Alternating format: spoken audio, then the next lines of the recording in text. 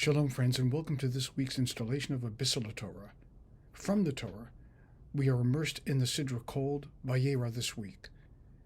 And one wants to ask, as we open up this fabulous passage, which contains so many nuggets of information and ideas that are not explicit, but they underlay the whole basis of our Jewish civilization. We open up with a passage about three strangers wandering into the camp of Abraham and Sarah, and their response is, let's take care of them. Of course, this is why we call Abraham Avinu and Sarah Imanu. We call them our father and our mother, the progenitor of our faith. For what?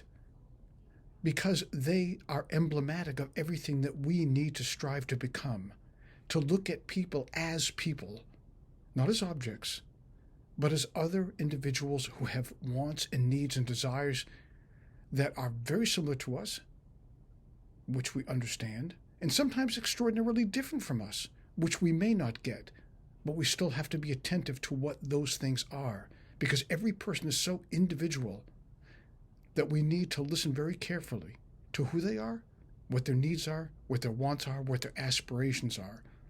For when people's needs are met, we knit together an otherwise broken world.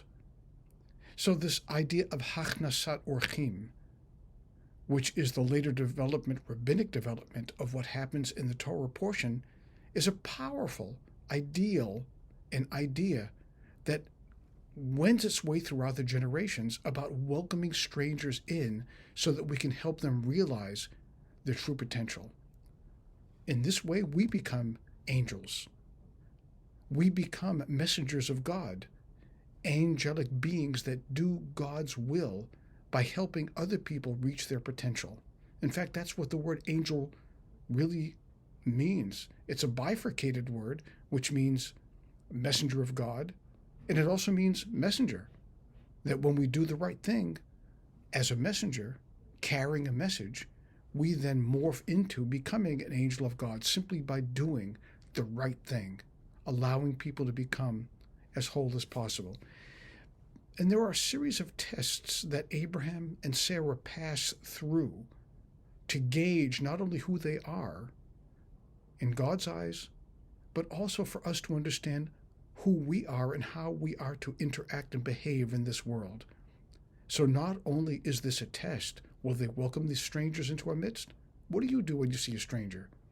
Peer through the blinds and protect yourself? Wonder, what do they want from me and how can I avoid making eye contact with them? This is not the message that we gather from the Torah reading this week. And the second powerful one is trust. A very hard thing to engage in, especially when we feel like we've been wronged. But Abraham and Sarah are asked to give trust to God and to one another in their old age, that life still has portent.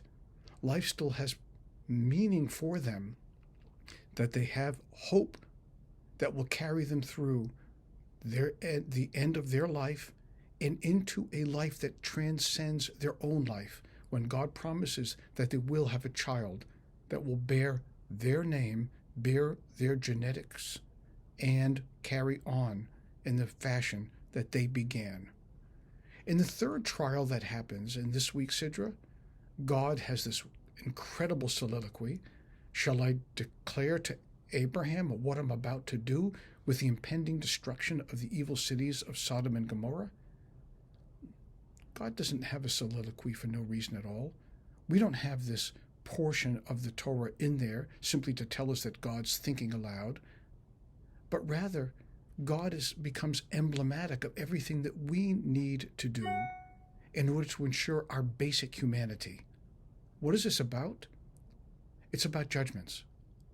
When we are making a judgment about another human being, we should carefully weigh up, am I doing the right thing? Am I making the right decision? Even God himself ponders this by showing us, don't be quick to judge. There's so many aspects to this week's Torah reading that are not stories for the past, but stories about the present for you and I.